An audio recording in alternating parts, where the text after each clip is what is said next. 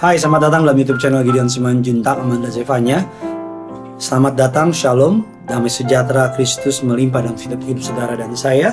Kita masih masuk dalam orang-orang lemah yang dipakai Tuhan untuk menggenapi rencananya. Kemarin kita membahas mengenai Tamar dan sebelumnya kita juga membahas mengenai Rahab. Dan hari ini kita akan membahas mengenai perempuan atau bagian wanita yang dipakai Tuhan, yang dimasukkan dalam silsilah Yesus dalam Injil kitab Matius yang kita baca dalam beberapa renungan ini. Saya percaya Tuhan dapat memakai orang-orang yang lemah untuk menggenapi rencananya.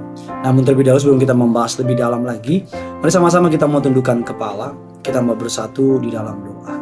Bapa yang baik, Bapa yang kami kenal di dalam nama Tuhan Yesus, kami mau siapkan hati kami untuk diberkati oleh kebenaran firman Tuhan.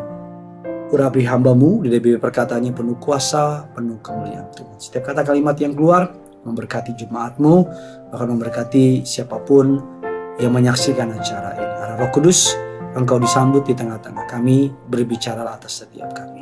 Di dalam nama Tuhan kami Yesus Kristus, kami berdoa dan mengucap syukur. Kita masuk kepada perempuan yang ketiga, yang Alkitab menyebutnya sebagai orang yang disebut masuk dalam list atau daftar keturunan orang-orang percaya yang melahirkan Kristus Yesus Tuhan kita. Yang ketiga namanya adalah Ruth, seorang perempuan asing. Kita tahu kisah dari Ruth ini adalah seorang Israel yang bernama Naomi, seorang perempuan Israel yang pergi bersama keluarganya mengungsi dari kampung halamannya di Bethlehem menuju Moab karena kelaparan yang terjadi di Israel. Naomi pergi ke Moab bersama dengan suaminya Elimelek dan kedua anak laki-lakinya Mahlon dan Kilion. Dari kisah yang kita tahu tadi, terjadi sebuah kelaparan dalam Rut 1 dan 5. Pada zaman para hakim memerintah ada kelaparan di tanah Israel. Lalu pergilah seorang dari Bethlehem Yehuda beserta istrinya dan kedua anak laki-lakinya ke daerah Moab untuk menetap di sana. Naomi, saudara, di Moab bersama dengan istrinya, bersama dengan suaminya Elimelek dan anaknya Mahlon dan Kilion.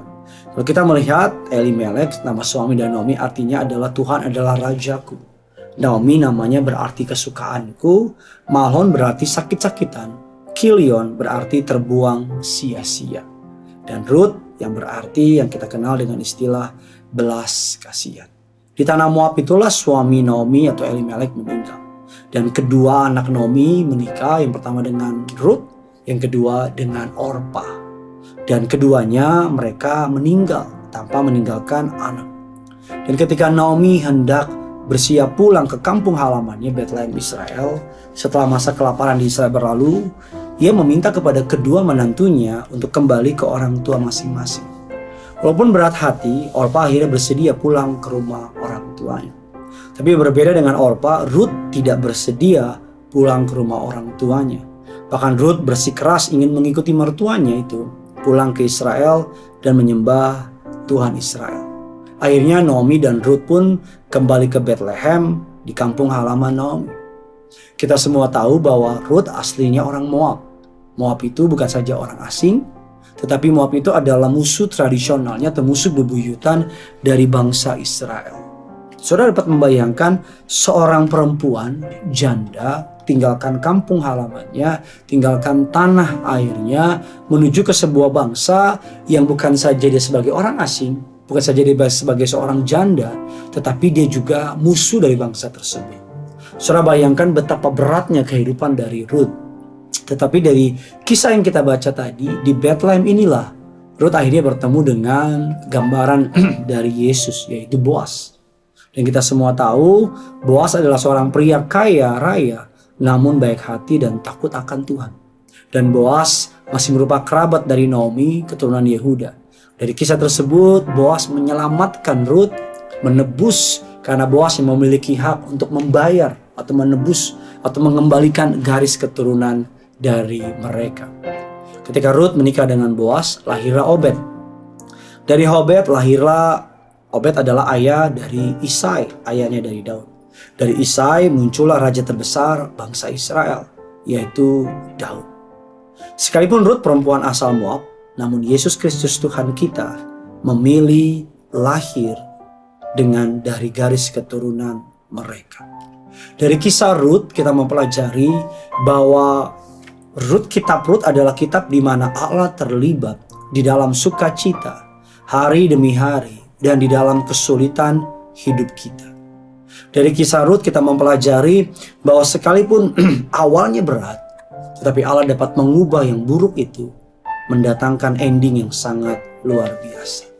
Kita semua tahu bahwa bangsa Moab, bangsa tempat Rut, adalah bangsa yang terkenal memiliki karakteristik sebagai bangsa penyembah berhala, sebagai bangsa yang percaya tahayul, bersifat angkuh, sombong, orang yang kaya, makmur, dikenal sebagai bangsa yang suka berperang. Bahkan bangsa Moab sekalipun mereka yang mengutuki bangsa Israel dalam Bilangan 22 ayat yang ke-6. Dan kita semua tahu bahwa karena sebuah kesetiaan dari Rut, maka Rut mendapat kehormatan dari Allah. Karena gak jauh dari dia, Rut, Obed, Isai, Daud. Kesetiaan kita dapat membawa kita ke tempat-tempat yang tinggi. Kesetiaan kita dapat membawa kita ke tempat-tempat yang luar biasa. Kesetiaan, persistensi, ketulusan, kerendah hatian, dan mengandalkan Tuhan akan mengubah kehidupanmu menjadi jauh lebih baik. Mari, apapun yang terjadi sama saudara, tetap setia sama Tuhan. Apapun yang terjadi sama kehidupan saudara, tetap mengandalkan Tuhan. Karena saya percaya apapun yang terjadi dalam hidup ini, selama kita belajar setia sama Tuhan, selama kita terus mengikuti rencana Tuhan, sekalipun kita tidak mengerti, kita tidak memahami, sekalipun kita tidak suka sama prosesnya, tapi percayalah, sama seperti seorang perajut, walaupun masih berantakan, tapi kalau kita membiarkan dia, akan menjadi rajutan yang indah. Sama seperti pelukis, sekarang kita nggak ngerti, tapi kalau kita membiarkan menjadi lukisan yang indah. Sama seperti seorang produser yang menyiapkan rangkaian scene demi scene untuk ujungnya mendatangkan kemuliaan. Rut setia kepada mertuanya Naomi, dan kesetiaannya dimahkotai kemuliaan. Hari ini kita nggak melihat, tapi belajarlah setia. Karena kesetiaan kita kepada Tuhan tidak akan pernah dipermalukan. Dan Allah akan mengangkat hidup saudara dan saya dengan luar biasa. Saya berdoa agar kita menjadi orang-orang yang setia dan mengandalkan Tuhan. Apapun boleh terjadi, tapi jangan lepas imanmu kepada Kristus Yesus Tuhan. Saya berdoa agar di masa Natal ini kita kembali diingatkan kesetiaan Tuhan kepada kita. Dan kita belajar setia kepada Tuhan. Yang punya surga, crazy in love with you. Mari sama-sama kita datang sama Tuhan. Haleluya Tuhan. Tuhan, inilah yang ku tahu, Kau mengenal hatiku, jauh melebihi semua yang terdekat sekalipun. Tuhan, inilah yang ku mau, Kau menjaga hatiku, supaya kehidupan memancar senantiasa. Tuhan, inilah yang ku tahu, Kau mengenal hatiku,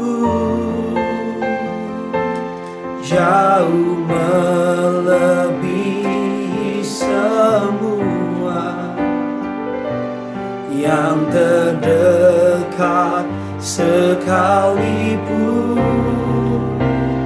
Tuhan, inilah yang ku mau, Kau menjaga hatiku,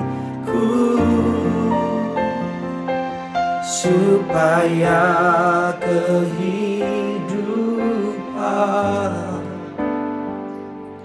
memancar senantiasa.